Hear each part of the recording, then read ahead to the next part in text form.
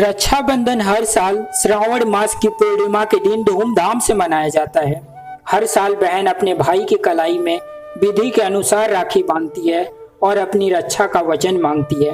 लेकिन क्या आप जानते हैं कि रक्षाबंधन क्यों मनाया जाता है? कैसे रक्षाबंधन मनाने की परंपरा शुरू हुई? तो चलिए जानते हैं रक्षाबंधन मनाने के पीछे क्या कारण है। रक्षाबंधन की यह पावन पर्व कब प्रारंभ हुआ, इसकी स्पष्ट तिथि कोई जानकारी उपलब्ध नहीं है, लेकिन इस संबंध में कई कथाएं प्रचलित हैं। पुराणों में भी इन कथाओं का वर्णन मिलता है, लेकिन आज मैं आपको पौराणिक कथाओं के माध्यम से समझाने वाला नहीं हूँ, क्योंकि उसके आधार पर ऑलरेडी वीडियो बना चुका हूँ। वो वीडियो आपको आई बटन पे मिल जाएगी या फिर उसकी लिंक डिस्क्रिप्शन बॉक्स में मिल जाएगा, वहां से देख सकते हैं। इस वीडियो में ऐतिहासिक घटना के आधार पर रक्षाबंधन की शुरुआत कैसे हुई वो जानेंगे। विश्व विजय के लिए निकला यूनान का राजा सिकंदर जब भारत पहुंचा तो उसका सामना भारत के पुरु वंश के वीर राजा पोरस से हुआ। राजा पोरस का राज्य झेलम और चिनाब नदी के मध्य स्थित था और सिंध पंजाब का बहुत बड़ा क्षेत्र उसके अंतर्गत आता था। सिकंदर और पोरस के मध्य घमासान युद्ध हुआ। युद्ध में सिकंदर की सेना को पोरस की सेना ने कड़ी टक्कर दी। सिकंदर की पत्नी को भारतीय त्योहार रक्षाबंधन की जानकारी थी। उसने अपने पति पर संकट के बादल मंडराते देखकर उसने पोरस को राखी भेजी। राजा पोरस सिकंदर की पत्नी के द्वारा भेजी गई राखी देखकर आश्चर्यचकित था, लेकिन उसने राखी के धागों का मान रखा। युद्ध में एक समय ऐसा भी आया जब सिकंदर का घोड़ा पोरस के भाई के द्वारा मारा जा चुका था और सिकंदर निहत्था पोरस के सामने खड़ा था।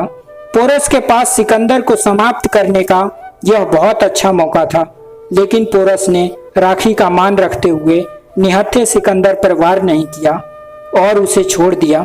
कुछ इतिहासकार श्रावण मास की पूर्णिमा के दिन बताते हैं जिस दिन सिकंदर की पत्नी पोरस को राखी भेजी थी।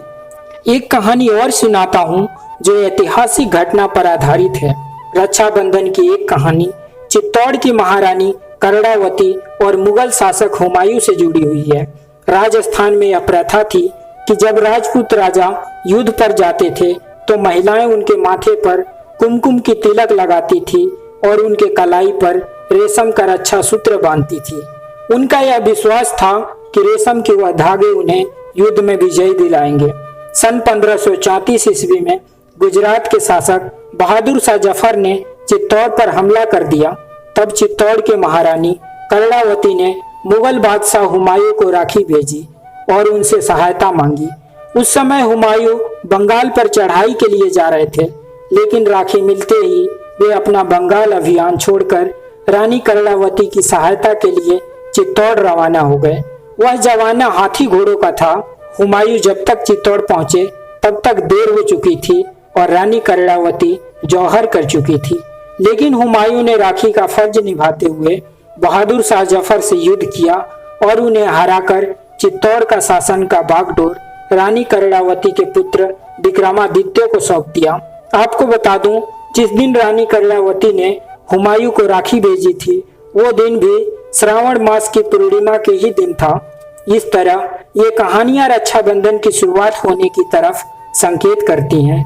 हालांकि कोई ठोस सबूत नहीं है कि रक्षाबंधन इस आधार पर मनाया जाता है, लेकिन इतने सारे उदाहरणों से यह साबित हो जाता है कि रक्षाबंधन इन्हीं कथाओं के आधार पर मनाया जाता है। तो दोस्तों, आज के लिए बस इतना ही। आप अपना सुझाव हमें कमेंट बॉक्स में जरूर बताइएगा। This is JMK vlogs star signing off the day. Bye bye, wish you all the best.